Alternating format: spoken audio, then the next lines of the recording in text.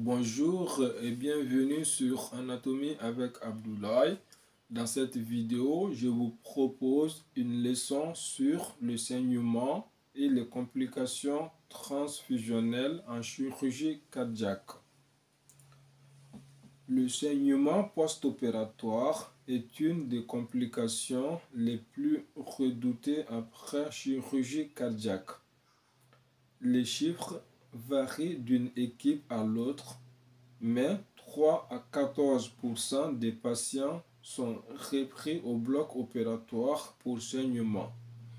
Les causes sont souvent multifactorielles, médicamenteuses, aspirine ou traitement antivitamine K non interrompu ou interrompu trop tardivement avant chirurgie. L'héparine insuffisamment neutralisée en post-CEC. Biologique, modification de l'hématose modification de l'hémostase liée à l'hypothermie, un temps de CEC prolongé, une CIVD. Ou anatomique, hémostase locale mal contrôlée au niveau d'une artériole. Les complications transfusionnelles en chirurgie cardiaque sont celles de toute transfusion sanguine. L'incidence des infections virales post-transfusionnelles a considérablement diminué du fait d'une meilleure sélection des donneurs et de l'application plus large de tests de dépistage aux échantillons prélevés, sérologie VIH et de l'hépatite C notamment. Mais une contamination reste malheureusement possible. Le diagnostic de la nature post-transfusionnelle d'une telle infection a des implications médico-légales et économiques telles que bon nombre de centres chirurgicaux demandent actuellement les statuts sérologiques préopératoires complets de leurs patients. La prévention repose sur l'usage limité des transfusions sanguines. Je répète cette phrase. La prévention des complications transfusionnelles repose sur l'usage limité des transfusions sanguines. La prévention des complications transfusionnelles repose sur l'usage limité des transfusions sanguines. Grâce aux produits de remplissage vasculaire tels que les macromolécules et à la correction large des carences identifiées ou potentielles par l'administration de fer ou de folate notamment. Les programmes d'autotransfusion en soutirant aux patients programmés pour une intervention chirurgicale n'ayant pas de caractère d'urgence, 2 ou 3 poches de sang sur une période de 2 à 3 semaines avant l'opération permettent eux aussi de diminuer le recours aux transfusions hétérologues. Pour finir, étudions les infections virales post-transfusionnelles. Les infections virales post-transfusionnelles sont représentées par l'hépatite B, l'hépatite C, le HIV ou le VIH, et le CMV. Tout d'abord, voyons l'hépatite B. Malgré le dépistage systématique de l'antigène HBs et l'antigène HBC, la transmission de l'hépatite C par voie transfusionnelle est encore possible en cas de porteur latent. Le risque de transmission par unité de sang transfusé est de l'ordre de 0,0002%. La période d'incubation est de 36 jours, de 30 à 150 jours.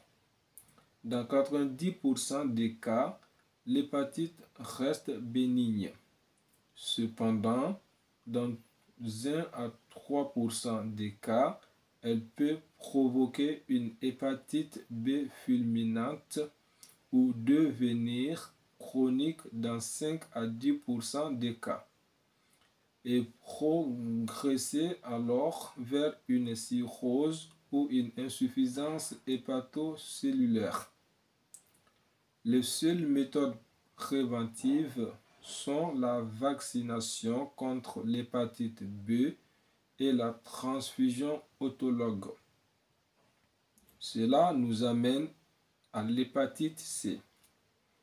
L'incidence de l'hépatite C post-transfusionnelle a notablement diminué depuis son dépistage systématique. Mais il demeure un risque estimé à 0,57% par patient transfusé. Le risque est proportionnel à la quantité d'unités transfusées et non à la nature du produit sanguin. La période d'incubation varie de 30 à 150 jours et l'évolution vers la chronicité est estimée entre 50 et 60% des cas. Le diagnostic est important car il peut conduire à la mise en route d'un traitement par interféron. Ensuite, nous avons le HIV. Il existe deux types de virus HIV-1 et HIV-2. Il existe un risque de transmission par voie transfusionnelle et par transplantation. Cependant, ce risque est à l'heure actuelle très faible du fait du dépistage systématique de tous les donneurs. Les anticorps sont en général dépistables de 30 jours à 14 semaines après transfusion. Ici encore, le diagnostic débouche sur des conséquences thérapeutiques. Enfin, pour finir, étudions le CMV. Le CMV est le virus le plus fréquemment transmis après transfusion.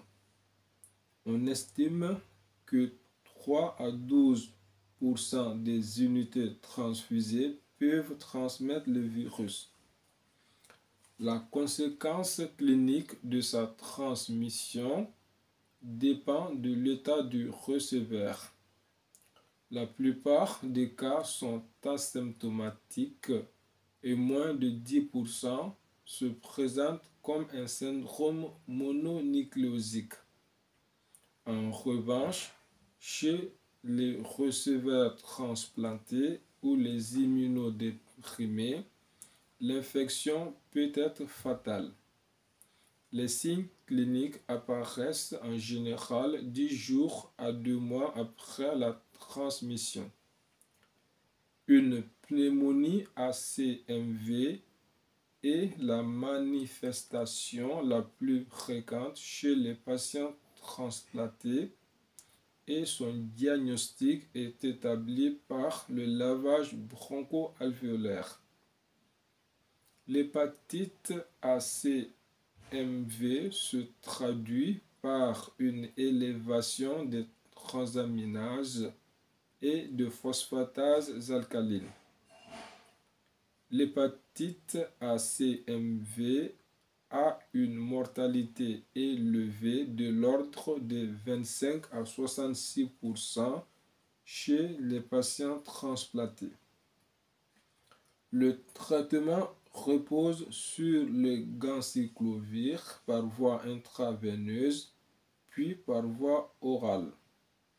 La prévention repose sur le dépistage systématique des donneurs et des unités transfusées.